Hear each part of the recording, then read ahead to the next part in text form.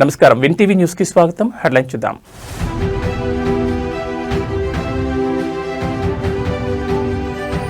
Group 1 ఉద్యోగాలకు ఎంపికైన అభ్యర్థులకు ఊరట. సింగిల్ బెంచ్ ఆదేశాలను కొట్టేసిన డివిజన్ బెంచ్.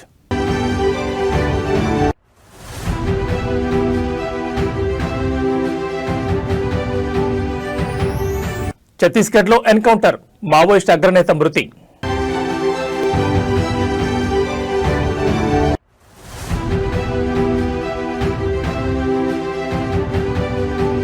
పంచాయతీరాజ్ ఉద్యోగి ఆస్తులపై ఏసీబీ రైట్స్, ఇరు తెలుగు రాష్ట్రాల్లో సోదాలు.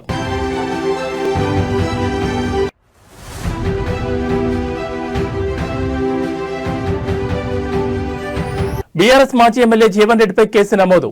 సిపి సజ్జనార్పై అనుచిత వ్యాఖ్యలు చేశారంటూ ఆరోపణలు.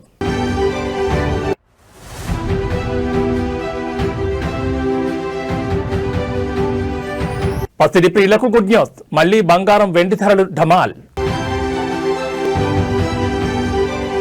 ఇక డీటెయిల్స్ చూస్తే గ్రూప్ 1 ఉద్యోగాలకు ఎంపికైన అభ్యర్థులకు ఊరట లభించింది. గ్రూప్ 1 నియామకాలపై హైకోర్టు బెంచ్ కీలక తీర్పు వెల్లడించింది. సింగిల్ జడ్జి తీర్పును రద్దు చేసింది సీజే ధర్మాసనం. గ్రూప్ 1 జనరల్ ర్యాంకింగ్ లిస్టును రద్దు చేస్తూ గతంలో సింగిల్ జడ్జి తీర్పిచ్చిన విషయం తెలిసిందే. మెయిన్స్ జవాబు పత్రాలు మళ్లీ మూల్యాంకనం చేయాలని సింగిల్ జడ్జి ఆదేశాలు ఇచ్చారు. అయితే సింగిల్ జడ్జి ఆదేశాలపై టీజీపీఎస్సీ ఎంపికైన అభ్యర్థులు అప్పీల్ చేశారు. దీనిపై విచారణ చేపట్టిన ధర్మాసనం ఈ మేరకు తీర్పు వెలువరించింది. తుది తీర్పునకు లోబడి నియామకాలు చేపట్టవచ్చని గతంలో ఉత్తర్వులు ఇచ్చింది సీజే బెంచ్. ఇప్పటికే 562 మందికి తెలంగాణ ప్రభుత్వం నియామక పత్రాలు అందజేసింది. ప్రభుత్వం టీజీపీఎస్సీకి ఉద్యోగాలు పొందిన అభ్యర్థులకు తెలంగాణ హైకోర్టులో ఊరట లభించింది. అప్పీల్ పిటిషన్లను అనుమతించిన హైకోర్టు సింగిల్ బెంచ్ తీర్పును కొట్టివేసిన డివిజన్ బెంచ్ గ్రూప్ 1 నియామకాలు సక్రమమేనని హైకోర్టు డివిజన్ బెంచ్ తీర్పిచ్చింది. గ్రూప్ 1 పరీక్ష పారదర్శకంగానే జరిగింది. పరీక్షల్లో అవకతవకలు జరిగినట్లు ఆధారాలు లేవని హైకోర్టు డివిజన్ బెంచ్ స్పష్టం చేసింది. టీజీపీఎస్సీ 2024లో గ్రూప్ 1 పరీక్ష నిర్వహించిన విషయం తెలిసిందే. పరీక్షల్లో అవకతవకలు జరిగాయని హైకోర్టును ఆశ్రయించారు సెలెక్ట్ కాని అభ్యర్థులు. విచారణ అనంతరం సెలక్షన్ లిస్టును రద్దు చేసి మళ్లీ పరీక్ష నిర్వహించాలని హైకోర్టు సింగిల్ బెంచ్ తీర్పునిచ్చింది. సింగిల్ బెంచ్ తీర్పుపై స్టే విధించింది హైకోర్టు డివిజన్ బెంచ్. మూల్యాంకనంలో అక్రమాలు జరిగాయని, పరీక్షలు రద్దు చేయాలని కొందరు అభ్యర్థులు హైకోర్టులో పిటిషన్ దాఖలు చేశారు. 2023 అక్టోబర్ 21 నుంచి 27 వరకు జరిగిన గ్రూప్ 1 మెయిన్స్ పరీక్షలకు 21,000 మంది విద్యార్థులు హాజరయ్యారు. ఆ పరీక్షల ఫలితాలను టీజీపీఎస్సీ గత ఏడాది మార్చి 10న విడుదల చేసింది. ఈ ఫలితాల్లో అభ్యర్థులకు వచ్చిన మార్కులపై అనేక అనుమానాలు తలెత్తాయి. పరీక్షల్లో జెల్ పెన్నులు వాడడం, కోటి మహిళా కాలేజీలో పరీక్ష రాసిన అభ్యర్థులు ఎక్కువ మంది సెలెక్ట్ కావడం, తెలుగు మీడియం అభ్యర్థులు తక్కువగా ఎంపిక కావడం, కేవలం 2 సెంటర్ల నుంచే టాపర్లు ఉండడం తదితర అంశాలపై పలువురు అభ్యర్థులు కోర్టును ఆశ్రయించారు.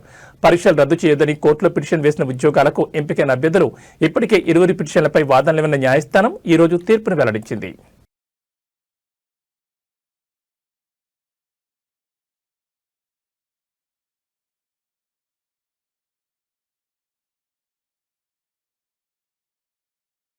భారత రాష్ట్ర సమితి పార్టీ మాజీ ఎమ్మెల్యే ఆశనగారి జీవన్ రెడ్డిపై కేసు నమోదైంది. ఫోన్ ట్యాపింగ్ కేసు విచారిస్తున్న సిట్ చీఫ్ సిపి సజ్జనార్పై అనుచిత వ్యాఖ్యలు చేశారంటూ పోలీసు అధికారుల సంఘం ఆయనపై బంజారాహిల్స్ పిఎస్లో ఫిర్యాదు చేశారు.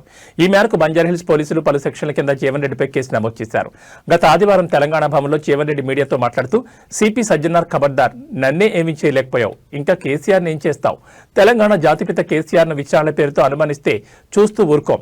డీజీపీ కావాలని సజ్జనార్ కలలుగంటున్నారు. కర్ణాటకలో కాంగ్రెస్ ఎంపీగా పోటీ చేయాలని సజ్జనార్ ప్రయత్నం చేయలేదా? పింక్ బుక్ లో సజ్జనార్ నంబర్ 1లో ఉంటారు. సజ్జనార్ కర్ణాటక పోయినా, పూణే పోయినా, ఎంపీ అయినా మేం వదిలిపెట్టమని అన్నారు.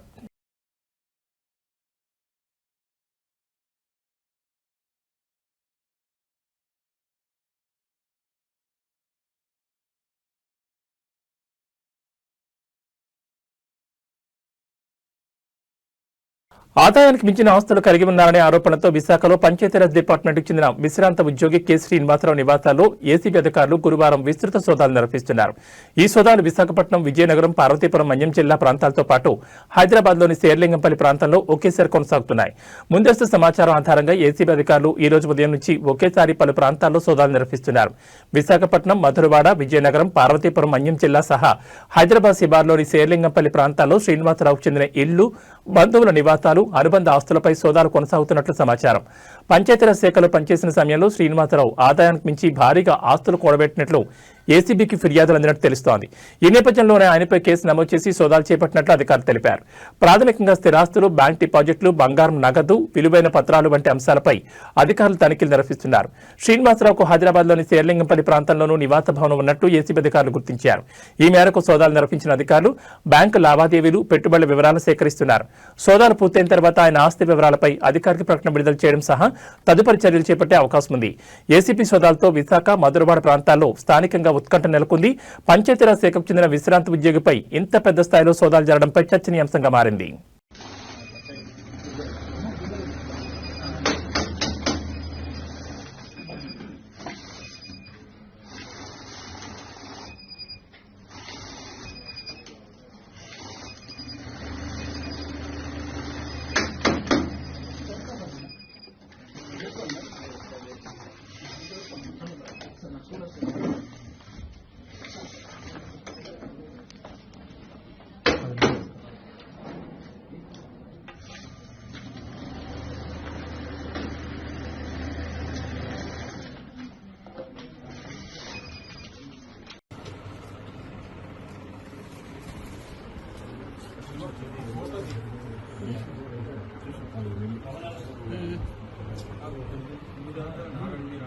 సరే.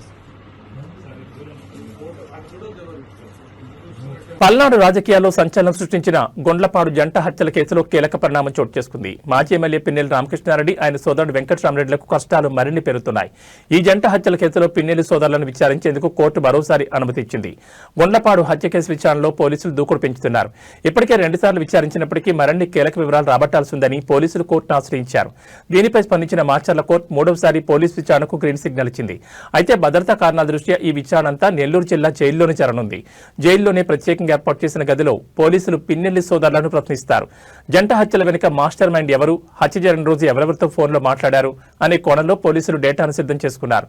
ఈ కేసులో ఇంకా పట్టుబడని మరికొందరు నిందితుల ఆచూకీ కోసం పిన్నెల్లి సోదరుల నుంచి సమాచారం సేకరించనున్నారు.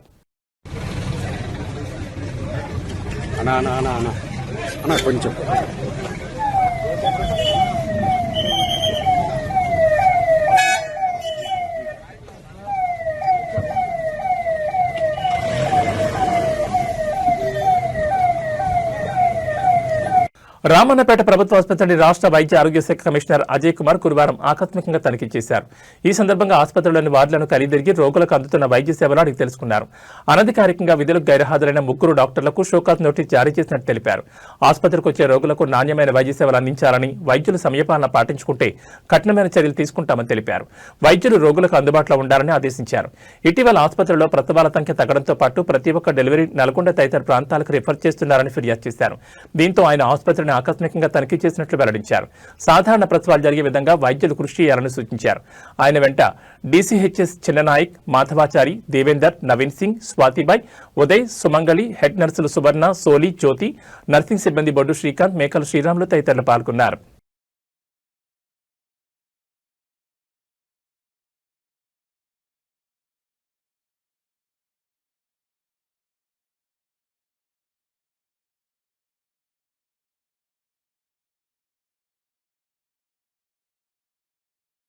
బీఆర్ఎస్ వర్కింగ్ ప్రెసిడెంట్ కేటీఆర్ పై భువనగిరి ఎంపీ చామల కిరణ్ కుమార్ రెడ్డి తీవ్రస్థాయిలో ధ్వజమెత్తారు.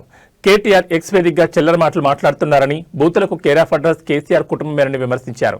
గూగుల్లో బూతుల నాయకుడు ఎవరని వెతికితే కేసీఆర్ పేరే వస్తుంది. కేటీఆర్ ఒక్కసారి యూట్యూబ్లో తన తండ్రి భాషను చూసుకోవాలని ఎద్దేవా చేశారు. గత ఎన్నికల్లో ప్రజలు బుద్ధి చెప్పినా బీఆర్ఎస్ తీరు మారలేదని, మున్సిపల్ ఎన్నికల్లో కాంగ్రెస్ ను గెలిపించి దొంగల ముఠాకు చరమగీతం పాడాలని ఆయన పిలుపునిచ్చారు.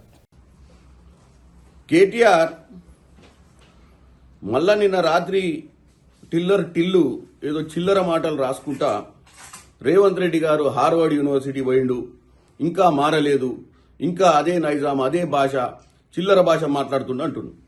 నేను ఒక్కటే చెప్పాలనుకుంటున్నా కేటీఆర్ గారు, ఈ మీరే బూతు రాజులు.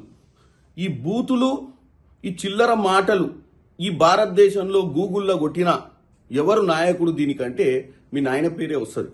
ఒక్కసారి నువ్వు యూట్యూబ్ని నువ్వు కొట్టి చూసుకో మీ నాయన మాట్లాడిన మాటలు గతంలో. రేవంత్ రెడ్డి గారు హార్వర్డ్కు పోయినా, హార్వర్డియన్ అయినా ఆయన మాట్లాడాల్సిన భాష మనుషులను బట్టి ఉంటుంది. మీ గురించి చర్చ వచ్చినప్పుడు ప్రజల ముందు మీ భాషలనే మీ గురించి చెప్తే ప్రజలకు అర్థమవుతుంది. ఎందుకంటే మీరు నేర్పిన భాషనే నాయన ఇది. ఇక నువ్వు చెప్తున్నావు మా నాయన ప్రాణాలకు తెగించి తెలంగాణ తెచ్చిండు, మా నాయన రాష్ట్రాన్ని గాడిలో పెట్టి పరిపాలన అందించిండని. ఏం గాడిలో పెట్టిండు నాయన?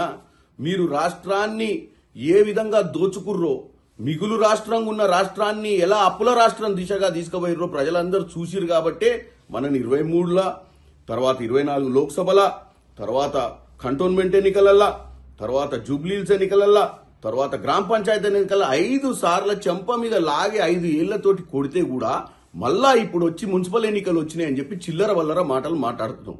రేవంత్ రెడ్డి గారు 2 ఏళ్ళు ఇక్కడ సంపూర్ణంగా అధికారంలో ఉండి వీలైనంత మటుకు రాష్ట్రాన్ని గాడిలో పెట్టే ప్రయత్నం చేస్తున్నారు. మహాశివరాత్రి జాతర ఆధ్యాత్మిక శోభతో ఘనంగా నిర్వహించేందుకు కట్టుదిట్టంగా చర్యలు తీసుకోవాలని జిల్లా కలెక్టర్ రాహుల్ రాజ్ సంబంధిత అధికారులను ఆదేశించారు.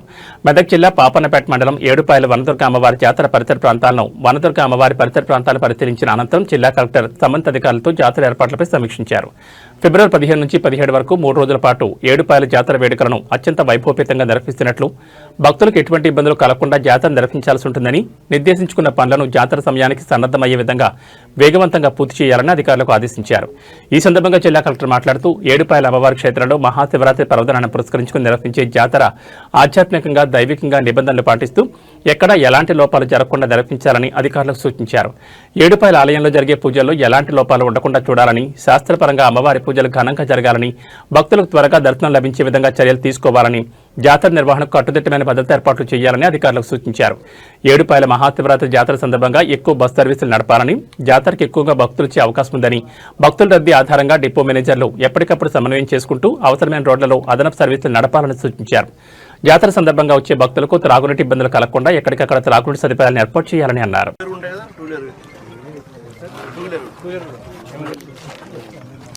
ఇక్కడ ఒక క్యాంపు పెట్టండి, టెంపుల్ దగ్గర పెట్టండి, ఇక్కడ పోలీస్ క్యాంప్, 5 పెరికల్ క్యాంప్, మెయిన్ క్యాంప్ ఏమో ఇక్కడ కౌంటర్లో లడ్డిస్తాం. ఇక్కడ ఈ క్యూ లైన్ ఈ క్యూ అక్కడ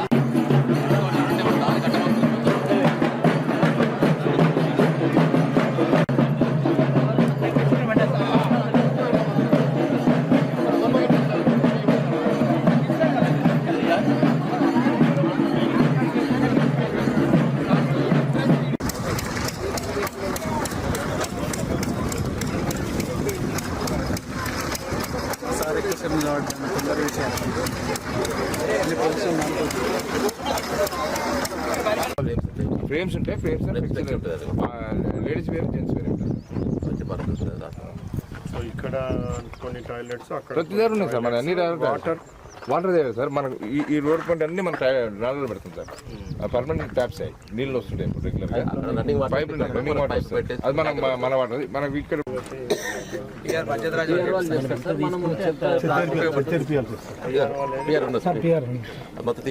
లాస్ట్ టైం మీకే మొత్తం అది పెట్టేసేసి మొత్తం తీసేసేయండి టోటల్ గా. ఈ బుషెస్ అక్కడ సో పోలీస్ డిపార్ట్మెంట్ మార్కింగ్ ఇస్తారు, ఎంతవరకు ఉన్నదో అది మొత్తం అంతా కూడా క్లియర్ చేసేసారు.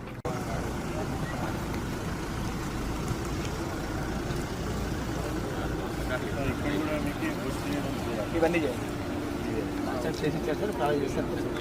అంటే ఇక్కడ ఏం చేస్తాం సార్, మనం మెయిన్ రోడ్ వచ్చాం కదా, అక్కడ బ్యారికేడింగ్ వేస్తాం సార్, లెఫ్ట్ రైట్ బ్యారికేడింగ్ వేస్తాం, ఇండియన్ అవుట్ పెడతాం స్ట్రైట్. ఇక్కడ అక్కడ పార్కింగ్ చేపిస్తాం, పార్కింగ్ అంతా లోపల. ఎందుకంటే మంది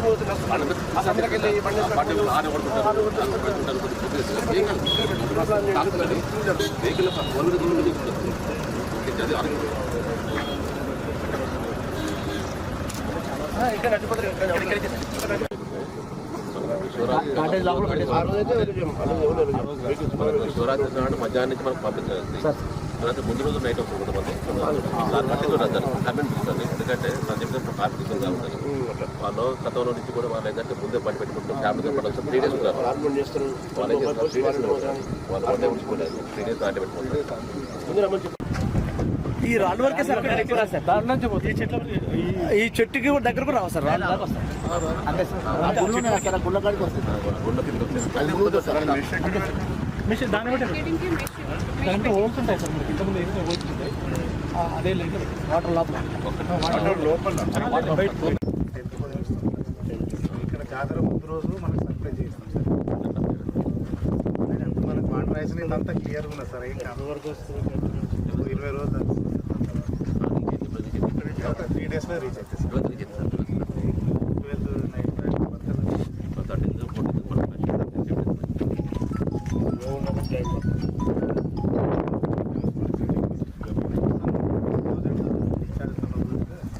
అది కొంత ఇబ్బంది అయింది. అంటే మనకు వాళ్ళు కనిపించడం కనిపిస్తుంది.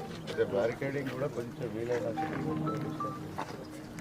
మీరు అక్కడ ఇద్దరు ముగ్గురు ఎంతమంది పెడతారో అంతమంది పెట్టేసి అనౌన్స్మెంట్ లాగా చేస్తారు. సో ఇప్పుడు మీ వాళ్ళు లోపలికి పోయినట్టే వాళ్ళకు కూడా ఇది ఉండాలి. ఇరిగేషన్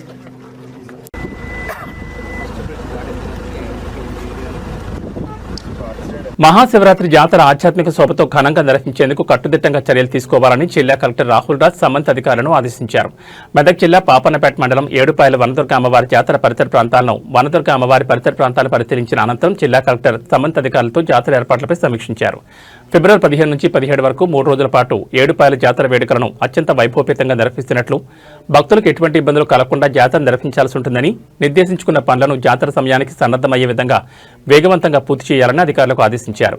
ఈ సందర్భంగా జిల్లా కలెక్టర్ మాట్లాడుతూ ఏడుపాయల అమ్మవారి క్షేత్రంలో మహాశివరాత్రి పర్వదినాన్ని పురస్కరించుకుని నిర్వహించే జాతర ఆధ్యాత్మికంగా దైవికంగా నిబంధనలు పాటిస్తూ ఎక్కడా ఎలాంటి లోపాలు జరగకుండా నిర్వహించాలని అధికారులకు సూచించారు. ఏడుపాయల ఆలయంలో జరిగే పూజల్లో ఎలాంటి లోపాలు ఉండకుండా చూడాలని, శాస్త్రపరంగా అమ్మవారి పూజలు ఘనంగా జరగాలని, భక్తులకు త్వరగా దర్శనం లభించే విధంగా చర్యలు తీసుకోవాలని, జాతర నిర్వహణకు కట్టుదిట్టమైన భద్రతా ఏర్పాట్లు చేయాలని అధికారులకు సూచించారు. ఏడుపాయల మహాశివరాత్రి జాతర సందర్భంగా ఎక్కువ బస్ సర్వీసులు నడపాలని, జాతరకు ఎక్కువగా భక్తులు వచ్చే అవకాశం ఉందని, భక్తుల రద్దీ ఆధారంగా డిపో మేనేజర్లు ఎప్పటికప్పుడు సమన్వయం చేసుకుంటూ అవసరమైన రోడ్లలో అదనపు సర్వీసులు నడపాలని సూచించారు. జాతర సందర్భంగా వచ్చే భక్తులకు త్రాగునీటి ఇబ్బందులు కలగకుండా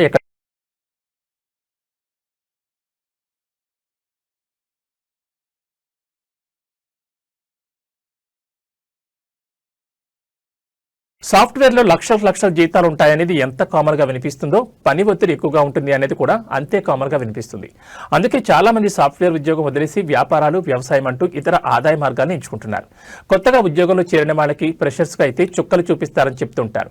ఇక వేరే ఆదాయ మార్గాలు ఉన్న వాళ్ళైతే ఆ వైపు వెళతారు. కానీ ఏ ఆదాయం లేని వాళ్ళు, వ్యాపారం చేయడానికి పెట్టుబడి లేని వాళ్ళు ఉద్యోగం చేయక తప్పదు. ఈ క్రమంలో కొందరు ఒత్తిడి తట్టుకోలేక ఆత్మహత్యలు చేసుకోవడం ఆందోళనకరం. తాజాగా హైదరాబాద్ లోనూ ఓ యువటికి ఆత్మహత్య చేసుకున్నారు.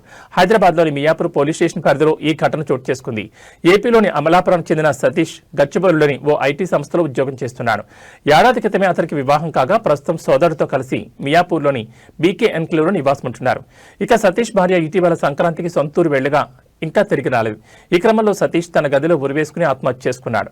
ఘటనపై కేసు నమోదు చేసిన పోలీసులు పని ఒత్తిడి భరించలేకని ఆత్మహత్య చేసుకున్నట్లు నిర్ధారించారు.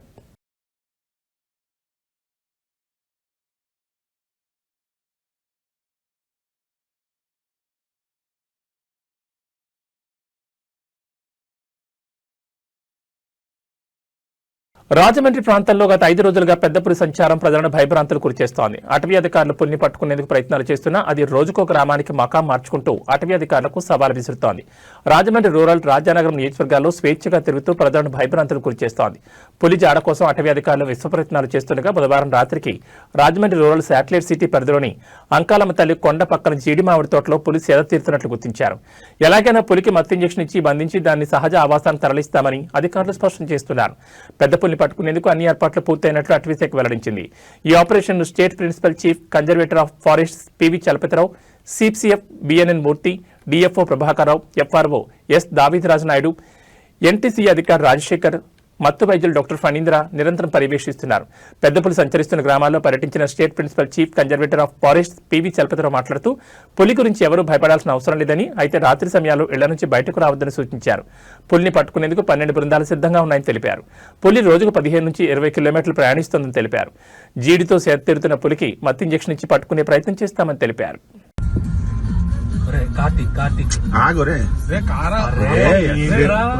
భయపెట్టేసి లోపల పంపించేస్తావు. ఆపోజిట్ లో వస్తున్నా రాగు. అరే దానికి ఏం చేయాలి తెలియట్లేదు రా. లాస్ట్ ఆ సైజ్ ఏంటి రా. లోపల దూకింది రైట్ సైడ్ కి. ఒరే ఇందాక నెంబర్ ఆన్లైన్ గేమింగ్ వ్యసనం వల్ల ఘజియాబాద్ లో ముగ్గురు మైనర్ సోదరిమణులు 9వ అంతస్తు నుంచి దూకి ఆత్మహత్య చేసుకోవడం దేశవ్యాప్తంగా కలకలం రేపింది. ఈ విషాదంపై స్పందించిన నటుడు సోను సూద్ బాల్యానికి మార్గదర్శకత్వం అవసరం, అల్గారిథమ్స్ కాదు అంటూ ఉద్వేగభరిత వ్యాఖ్యలు చేశారు. చదువు కోసం తప్ప 16 ఏళ్ల లోపు పిల్లలకు సోషల్ మీడియా, ఆన్లైన్ గేమింగ్ పై కఠినమైన ఆంక్షలు విధించాలని ఆయన డిమాండ్ చేశారు. आज गाजियाबाद में 3 बच्चियों ने अपनी जान दे दी. ये बच्चियां हारी नहीं थी, अकेली पड़ गई थी. ऑनलाइन और सोशल मीडिया की दुनिया में हम अपने बच्चों को इतना आगे छोड़ आए हैं कि हमें उनकी चुप्पी सुनाई नहीं देती. कुछ समय पहले ही मैंने गुहार लगाई थी कि 16 साल से कम उम्र के जो बच्चे हैं उन्हें हमें ऑनलाइन और सोशल मीडिया की जो गेमिंग है और वो दुनिया है उससे बहुत दूर रखना है. लेकिन हम अपनी ज़िंदगी में इतने व्यस्त हो जाते हैं कि हम ये भूल जाते हैं कि हमारे परिवार के अंदर एक और ऐसा सदस्य है जो हमारा मोबाइल फ़ोन, जो हमारी सोशल मीडिया है, जिनके साथ बच्चे हमसे ज़्यादा समय बिताना चाहते हैं. अगर हम चाहते हैं कि उनकी ज़िंदगी, हमारी ज़िंदगी, उनका भविष्य, हमारे देश का भविष्य बेहतर हो, तो सबसे पहले ये बैन लगाना ज़रूरी है. आप सोचिए कि उन्हें स्क्रीन नहीं, हमारा साथ चाहिए. बच्चों को मोबाइल नहीं, हमारी मौजूदगी चाहिए. डांट नहीं, हमारी बातचीत चाहिए. लेकिन हमारे पास भी कहाँ समय है उनके लिए, क्योंकि हमने उनके हाथ में एक सोशल मीडिया से लैस मोबाइल फ़ोन थमा दिया है ताकि वो पढ़ते रहें, देखते रहें.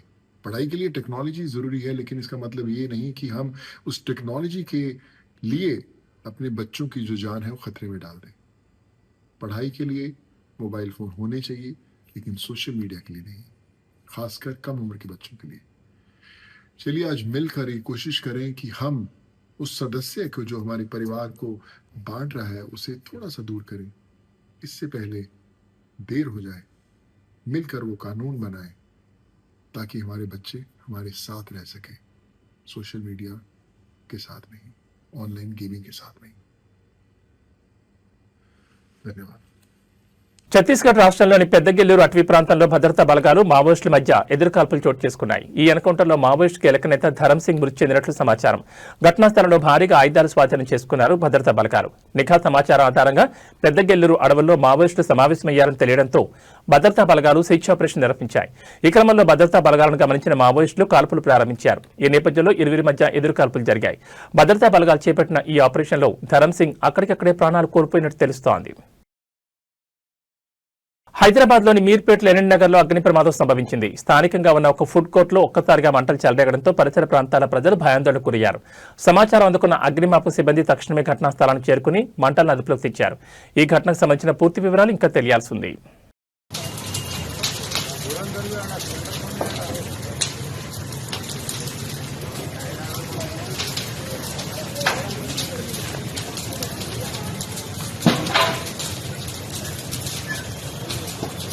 పెళ్లిళ్ల సీజన్ సమీపిస్తున్న వేళ పేద మధ్యతరగతి కుటుంబాలకు బంగారం, వెండి ధరలు అమాంతం దిగివస్తున్నాయి. హైదరాబాద్ బులియన్ మార్కెట్లో నేడు 24 క్యారెట్ల స్వచ్ఛమైన బంగారం 10 గ్రాములపై ఏకంగా 5,020 రూపాయలు తగ్గి ప్రస్తుతం 1,54,420 రూపాయల వద్ద కొనసాగుతోంది. అదేవిధంగా ఆభరణాల తయారీలో వాడి 22 క్యారెట్ల బంగారం ధర 10 గ్రాములపై 4,600 మేర పడిపోయింది. దీంతో నేటి ధర 1,41,550కు చేరింది. అదేవిధంగా బంగారంతో పాటు వెండి ధర కూడా నేలచూపులు చూసింది. కేవలం ఒక్కరోజు వ్యవధిలోనే వెండి ధర భారీగా పతనమైంది. నిన్నటి ధరతో పోలిస్తే ఏకంగా 20,000 తగ్గి ప్రస్తుతం 3 లక్షల వద్దకు చేరుకుంది. అయితే గత 5 రోజులుగా వరుసగా తగ్గుతూ వచ్చిన ధరలు నిన్నటి రోజున స్వల్పంగా పెరిగిన విషయం తెలిసిందే. అయితే ఆ సంతోషం ఎంతోసేపు నిలవలేదు. అంతర్జాతీయ మార్కెట్లో చోటు చేసుకున్న పరిణామాలు, డాలర్ విలువలో మార్పుల కారణంగా ఒక్క రోజులోనే ధరలు మళ్లీ భారీగా పతనమయ్యాయి. ఈ తగ్గుదల ఇలాగే కొనసాగుతుందా లేదా మళ్లీ పుంజుకుంటుందా అనేది మార్కెట్ నిపుణుల విశ్లేషణపై ఆధారపడి ఉంటుంది.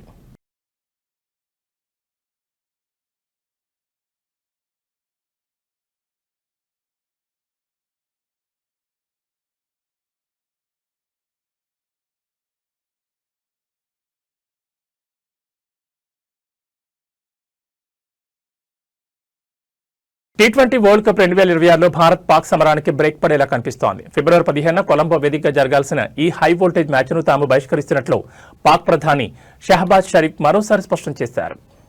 T20 వరల్డ్ కప్ जो है उस हवाले से हमने बड़ा वाज़ेह स्टैंड लिया है कि हम हिंदुस्तान के ख़िलाफ़ जो मैच है वो हम नहीं खेलेंगे, क्योंकि पाकिस्तान ने कहा कि ये खेल का मैदान है, ये सियासत नहीं है। खेल के मैदान में सियासत बिल्कुल नहीं होनी चाहिए। हमने एक बड़ा सोच समझ के हमने स्टैंड लिया है और इस हवाले से हमें बांग्लादेश के साथ पूरी तरह खड़े होना चाहिए इंशाअल्लाह। ఇక బులెటిన్ ముగించే ముందు హెడ్లైన్స్ మరోసారి.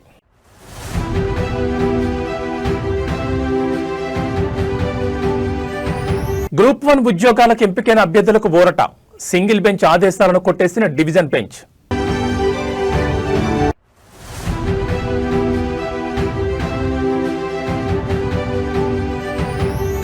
ఛత్తీస్గఢ్లో ఎన్కౌంటర్, మావోయిస్ట్ అగ్రనేత మృతి.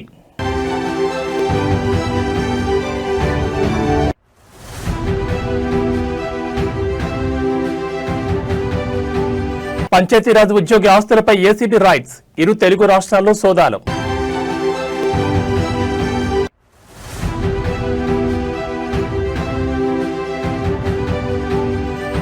బీఆర్ఎస్ మాజీ ఎమ్మెల్యే జీవన్ రెడ్డిపై కేసు నమోదు. సిపి సజ్జనార్పై అనుచిత వ్యాఖ్యలు చేశారంటూ ఆరోపణలు.